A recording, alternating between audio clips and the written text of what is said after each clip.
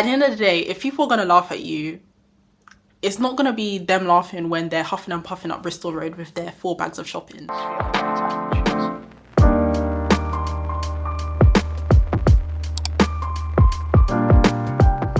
Hey guys, welcome back to my channel. It's your girl Sinead, and in this video I'm going to be giving you guys my uni advice for any freshers starting university this September. So if you don't know me, I'm a third year medical student and I make videos about life as a student and give advice on things like exams and your studies. So as I said, I'm going into my 3rd year, so I'm well versed in everything that I'm going to be talking about in this video, and it's all going to be based on my experience and my observations of uni so far. So this video is going to be less about the academic side of uni and more about uni in general. So I've split it into certain sections so you can skip to whichever ones you find more relevant or ones that you're more interested in, but I do suggest that you watch the full video, especially if you're moving out, because I think it would be useful to you. So with that being said, let's get straight into the video. So the first thing that I'm going to be talking about is accommodation. So the number one thing that I'd recommend is to know the area that you're moving into. So this doesn't necessarily mean actually visiting the city or your accommodation, but what I would suggest is that you go onto maps like on your phone or your laptop and pin the location of your accommodation and then see how far certain places are. So say for example the actual uni or like the medical school if you're in a different part of campus, how far the gym is if you're going to be going to the gym, how far the supermarkets are, and just any other places that will be relevant to you when you get there.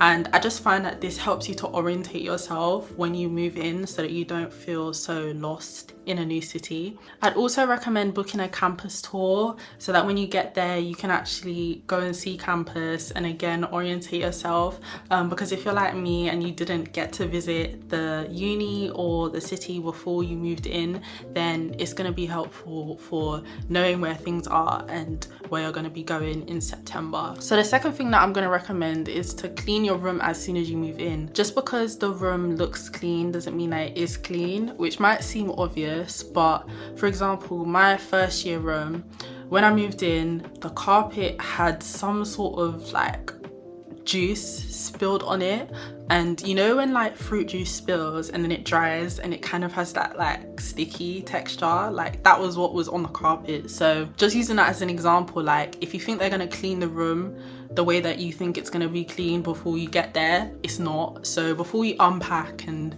put your stuff away, like make cleaning the room a priority because it won't be 100% clean. And I'd also recommend maybe getting some sort of bug spray or something like that, because for some of these rooms they'll be vacant for a couple of weeks before you move in, and when rooms are vacant, that's when things like spiders, other insects want to move in, so you might encounter a couple of those once you get there. So if you're like me and you don't like to go too close to them, like when they're alive at least, then definitely get like some sort of bug spray or something like that. So the next thing, which you've probably heard a million times, is please don't overpack. Like take this so seriously. Do not overpack. Like don't pack things that you know that you're never gonna use or that you don't see yourself using that often. When you're moving into uni, just take the essentials, and then if there's anything else that you need, then you can either buy it when you get there or you can go back for it or something like that. But don't just take any and everything just for the sake of it, because when you're moving out the following year, you will have multiple mental breakdowns when you're moving out, okay? Like you'll be feeling like you want to just throw everything away. It is stressful, especially if you're moving by yourself or you don't have like a big van to take you.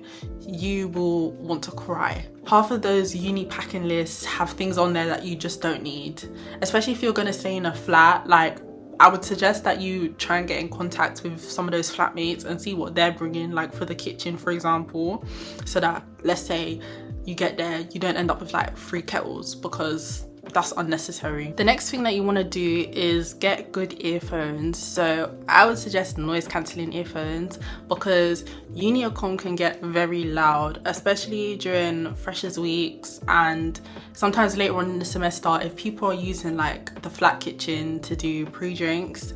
just know it's gonna be a long night if you need to wake up for a 9 a.m. the next day. So definitely get good earphones, because there's gonna be times where you want to drown out that noise. Another thing that I'm gonna suggest, which might be a bit controversial, but I'm gonna say that you should get a shopping trolley.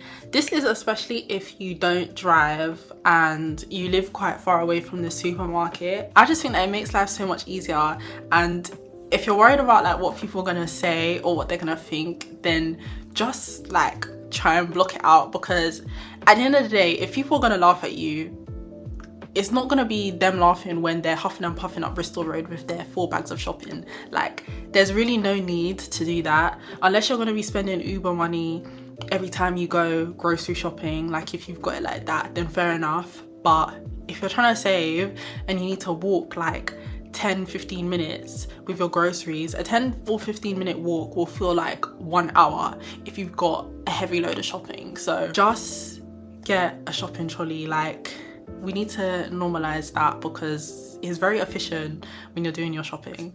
So next, I'm going to be talking about the socializing aspects of uni. So firstly, I'm going to talk about motives. So you've probably heard this already, but don't die for motives. Like, if you ever want to stay home and miss one, just skip it, because all of them are exactly the same. It doesn't matter what the flyer says or what the promoter says, they are all exactly the same. Don't get me wrong, some are a bit better than others, but in terms of the general structure of a motive, like, they're all the same. And also, don't pay ridiculous prices for uni motives. Like, anything over £15 is a very big stretch, because like I said, there's not much difference between any of them. So I don't see the reason to pay £20 for a regular event. Like, there's no need. The next thing I want to say is to drink responsibly. So this is more so based on my observation, especially if you're going out during Freshers Week with groups of people that you don't know very well. Don't get too drunk, because there's people out there who will actually embarrass you, and you don't want to be on Insta or on TikTok going viral during Freshers Week. So just drink responsibly, and don't let anyone pressure you to drink too much or drink at all if you don't want to. Another thing is to always have cab money ready. So you don't want to be walking home at night by yourself, and you also want to be in a position where if you've gone out with a group of people and you want to leave early, or an argument's happened and you just want to go, you should be able to take a cab home by yourself. So always bring enough for a full Uber, and bear in mind that sometimes Ubers are more expensive if like the demand is high. So another thing is, even if you're leaving with the same group of people, leave a couple minutes before the motive ends, because if you go out when everyone else leaves, then booking it will be hard, and also the price will be much higher. So always leave a couple, like 5-10 minutes. Once you hear like the tempo change of the music, that's your time to get outside and book a cab. So moving on from motives, when you get to uni, make an effort to go to the Freshers Fair and see what societies they have. So book as many taster sessions as you want, and just go to anything that interests you or at least looks interesting. I feel like societies help you meet people, and it helps you to hold on to like any passions or hobbies that you have as well. Do bear in mind that some societies can be very expensive, like the sport ones especially are quite expensive, but if you're okay with paying a certain amount of money, then that's fine as well. Also, don't let any of the societies trick you into paying a certain amount of money up front. So say for example there's like a multi-year membership, 9 times out of 10 it's not really a difference in price if you just pay for a 1-year membership. So I'd say unless you're gonna guarantee that you'll be using that society like for every single year that you're gonna be there, I'd say just pay for the 1-year membership. For me, I did that because I just didn't feel like it was necessary for all that money to leave my account at once. But if you are comfortable paying for a multi-year membership, then absolutely go ahead. Like, at least it's there and you don't have to worry about it for the rest of your time at uni. So the next thing, which is sort of related to societies, is if there's a meet and greet, then you need to go. Meet and greets are so good for helping to break the ice and meet people with similar interests as you or on the same course as you, and that's going to help you to make friends and just have familiar faces at uni. And following on from that, I will say that a lot of the people that you meet in the early stages of uni won't end up being your long-term friends. So this isn't anything bad or anything to do with any sort of animosity or anything like that.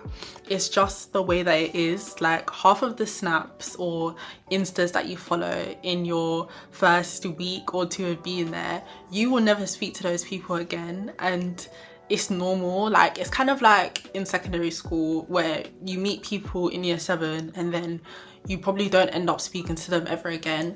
Like, that's just how it is essentially. So I think the point I'm trying to get across is, don't feel the need to have to stick with one set of people or have to like solidify a friendship group in like the first couple of weeks or months even. Like, it can take a while for some people, and that's absolutely fine. So just know that half of those people, you won't even speak to them after a week or two. So I'm going to quickly touch on relationships at uni. So it is possible to find love at uni because there are quite a few people who are in very healthy relationships, but what I'm saying is, don't get your hopes up too high in terms of finding like the love of your life. Uni isn't exactly like how it is in the movies. Like, it's not always a big fairy tale. So just don't get too disappointed if you leave and you're still single. Like, it's okay. So the next thing that I'm going to touch on is finance. So I don't have a whole lot to say about this other than be very money smart when you get to uni. So for some people, their student loan doesn't cover their rent, and for others it covers their rent and they have more left over.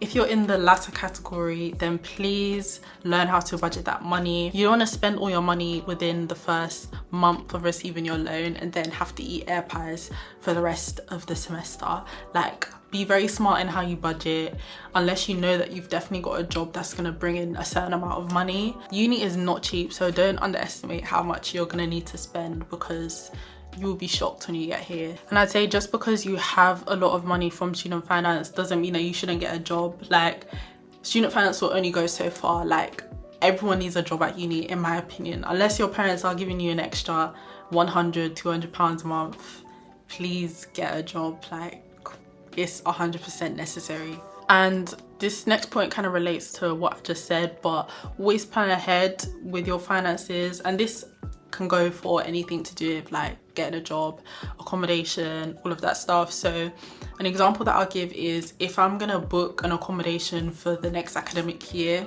I'll look at how much the rent costs for the year, and then I'll see how much money I'm gonna have from my student loan, like sort of estimate how much I'm gonna get from student finance, and then I'll see how much I'm gonna either need to ask my parents for or work to stay afloat. And I recognize that things won't always go to plan because there's unexpected costs and the cost of everything is rising right now, so always do a rough budget. So I like to do a termly budget, which helps me estimate how much money I'm gonna spend between like my student finance drops and how much I want to save, etc. So definitely budget, definitely learn how to manage money properly and get a job. So I'm going to move on to some more personal advice, and the first thing I want to say is that you always need to put yourself first at uni. This might come across as a bit selfish, but what I've learned is that just because you have good intentions doesn't mean that everyone else does as well. So you don't want to be going out of your way to do things for people who wouldn't necessarily do the same for you. University is barely different to secondary school. Like, there's still mean girls, there's still cliques, there's still horrible people. So you just need to be very particular in like how you're carrying yourself and what you're putting your energy and your time into. Another thing is to be prepared to be uncomfortable. So I feel like there are going to be so many points at uni where you're going to be way out of your comfort zone, but I feel like it will help you to grow as a person and to just learn about yourself. And to add to that, I've learned that you really need to embrace change at uni, because obviously like you're an adult now and you're making all of these big decisions for yourself, and so you're changing and then life's also changing around you, so it's something that you have to just become familiar with and not be too surprised when it happens. The next thing is that if you're religious, definitely try and find a place of worship. Let's say you're Christian, for example, definitely visit a few churches and see which one that you feel most comfortable in. I feel like uni is not the place to lose your faith, so definitely find somewhere to go and find some people that can support you with your religion as well. And the very last thing that I want to mention is to not lose your passions at uni. So for me, I'm really into art, and I feel like from around sixth form it kind of took a backseat in my life, because obviously applying to medicine and just studying medicine in general does take up a lot of your time, and I feel like now that I'm getting back into it, I can see how much it affected me not having it, you know, as much as I did before. So definitely hold on to those, and the things that you enjoy will really help you in a lot of aspects, especially in terms of taking care of your mental health at uni. So hold on to those passions, like even if it's doing it for maybe an hour every week, or you join a society that's related to one of your hobbies. I definitely recommend doing that. So that's all the advice that I really wanted to give to you guys. I do hope you found this video helpful. If you have any specific questions, then let me know and I'll do my best to get back to you. If you enjoyed this video, please give it a thumbs up and subscribe to my channel for more videos. And with that being said, I'll see you guys in my next one.